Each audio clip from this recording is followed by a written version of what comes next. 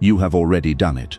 Not once, multiple times, and you will never know exactly when, because the moment it happened, the conversation felt normal, the person seemed safe, the environment felt private, and so you spoke. You said the thing you should not have said to the person who should not have heard it. You did not know they were the wrong person when you said it. That is the precise mechanics of the damage. The wrong person never announces themselves. They do not arrive with hostility, they arrive with interest. Warm, specific, patient interest in exactly the kind of information that will be most useful to them later. And later always comes. Niccolò Machiavelli sat at the center of the most politically dangerous environment in Renaissance Europe, a world where a single misplaced word could end a career, a bloodline, or a life. He was not a soldier, he was not a king, he was the most dangerous thing possible in a court of power. He was a man who paid attention. What he wrote about the relationship between speech and destruction was not theory. It was field research conducted in rooms where the cost of the wrong word was not embarrassment, it was ruin. He documented something so precise about how information travels from the person you trust to the person who uses it, that the powerful men of his era did not debate his conclusions. They banned them, and then they memorized them. He wrote one line that contains the entire psychology of what this video is going to dismantle. Everyone sees what you appear to be. Few experience what you really are, and those few dare not oppose the opinion of the many. He was not writing about masks. He was writing about the gap between what you say and what survives the journey from your mouth to the ears of the wrong person, and what that wrong person does with the gap. What I am about to show you is not about trusting less. It is about understanding precisely with the surgical accuracy that Machiavelli applied to every court he ever studied, what speech actually costs, who actually receives it, and why the most expensive words you have ever spoken were the ones you delivered in the moments that felt safest. Stay with this. Let us start with the mechanics of how this actually works. Because most men think the danger lives in obvious moments. In the heated argument where they said too much, in the confrontation where they revealed their position, in the negotiation where they disclosed their limit. Those moments are not where the real damage happens. The real damage happens in the comfortable moments, the casual conversation, the dinner table, the afternoon where nothing was at stake and the room felt warm and the person across from you seemed genuinely interested in what you had to say. That is the environment where the most expensive words get spoken. Not because you were careless, because comfort is a condition specifically designed, whether deliberately or instinctively, to lower the threshold for disclosure.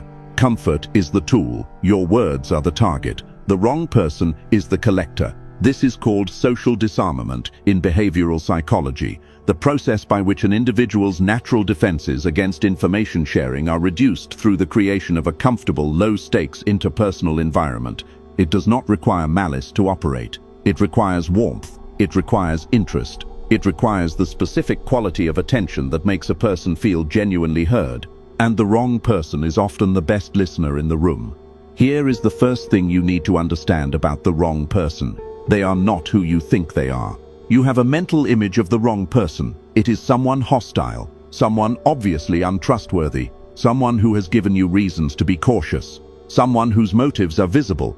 That person is not the wrong person. That person is the obvious person, and obvious people are not dangerous because you are already guarded around them. You do not disclose to people you distrust. You disclose to people you trust, which means the wrong person is always, without exception, someone you trusted at the time of the disclosure. Not a stranger, not an enemy, someone close enough to receive what you gave them. Someone whose relationship with you created the context that made the disclosure feel appropriate. A friend, a colleague, a family member, a partner, someone who asked the right question at the right moment in the right tone. The wrong person does not feel wrong when you are talking to them. They feel exactly right. That feeling, the specific warmth of feeling, genuinely understood by someone, is the most reliable indicator that the threshold for disclosure has dropped.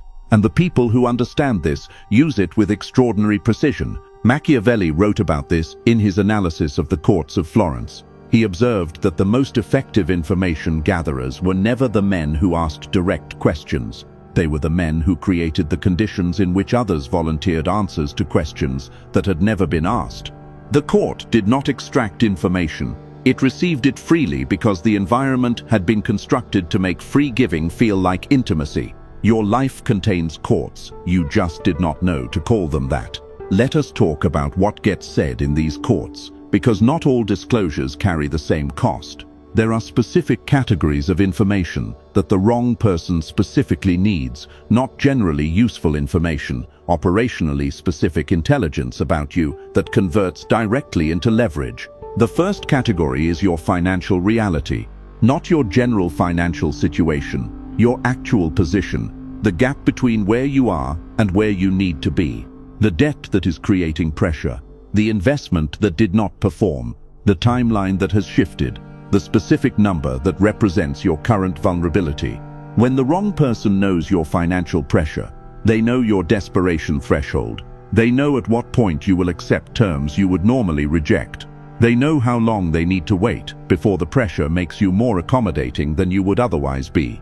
This information is not used immediately, it is stored, and it is deployed at the moment of maximum utility, which is the moment when your pressure is highest and their leverage is greatest. You told someone about your financial difficulty in a moment of trust. You were not asking for help necessarily. You were processing. You were sharing the weight with someone you believed would help carry it. They did not carry it. They filed it.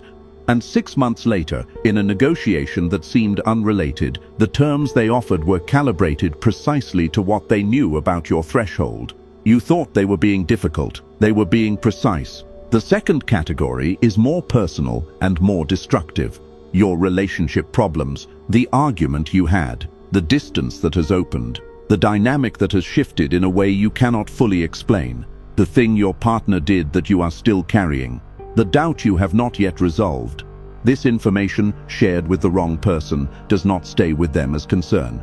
It becomes a map. And here is why the relationship category is specifically devastating, because the wrong person does not just file the information about your relationship, they file the information about how the relationship affects you, how much it costs you emotionally when it is unstable, how much of your mental bandwidth it consumes when it is in conflict, how much your performance in every other area of your life degrades when the relationship is damaged.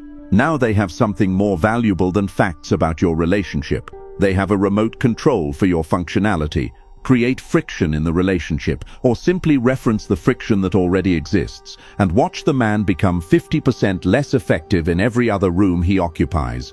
This is called emotional load exploitation, the deliberate introduction or amplification of relational stress to reduce a target's cognitive and strategic capacity in adjacent contexts.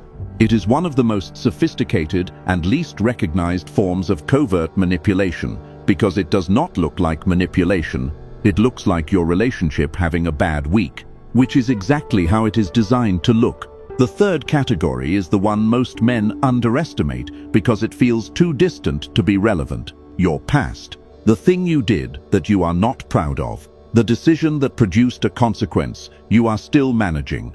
The version of yourself that existed before the current version and the specific acts that defined that version. You shared this in a moment that felt like intimacy. Perhaps you shared it to demonstrate growth. Perhaps you shared it to create closeness, the specific vulnerability exchange that feels like deepened trust. Perhaps you were simply tired of carrying it alone, and the person across from you seemed capable of holding it without judgment. They held it without judgment for a long time. Long enough for you to forget you gave it. And then your position became inconvenient to them. Not because they planned this, not because they are sociopaths running a calculated campaign, simply because human beings, under social pressure, reach for the most effective tool available. And you handed them the most effective tool available, and then forgot you did it. This mechanism has a name. In psychoanalytic theory, it is called introjective weaponization. The process by which intimate disclosures that were initially received with warmth become available as attack material when the relational dynamic shifts from alliance to conflict. The person who held your past with care becomes the person who delivers it as a verdict. When the relationship changes temperature, you know exactly what I am describing. You have been on the receiving end of this. Someone who once listened without judgment handed you your own words as evidence of permanent character in the middle of a conflict that had nothing to do with the original disclosure. You did not just lose the argument, you lost it with your own ammunition. Now let us talk about the mechanism that most people miss entirely because they are focused on the content of what they said and not on the timing of when it was used. The wrong person does not use what you gave them immediately. This is the critical misunderstanding that keeps men making the same expensive disclosures repeatedly. They share something, nothing bad happens, and they conclude the disclosure was safe. They update their model of the person as trustworthy and share more in the next conversation. The wrong person is not operating on an immediate timeline. They are operating on a strategic one. This is called information banking, the practice of receiving and storing disclosed information without deploying it, allowing the relationship to continue accumulating disclosures while maintaining the appearance of trustworthiness until the moment when the accumulated intelligence has its highest strategic value. Think about a chess player who does not take every piece the moment it becomes available. They position, they accumulate advantage. They wait for the moment when the combination of available pieces produces a result that ends the game, rather than a small local advantage. The wrong person plays chess with your disclosures, and you have been playing as if each conversation is a separate game. It is not. Every conversation you have with the wrong person is the same game. The pieces are accumulating, the position is being built. The moment will arrive when the combination becomes a move you cannot recover from. Julius Caesar understood this so thoroughly that he operated with a specific principle regarding information and trust in the Roman political environment. He was famously difficult to read, not cold, not hostile, but calibrated. What he shared, and with whom he shared it, was never accidental.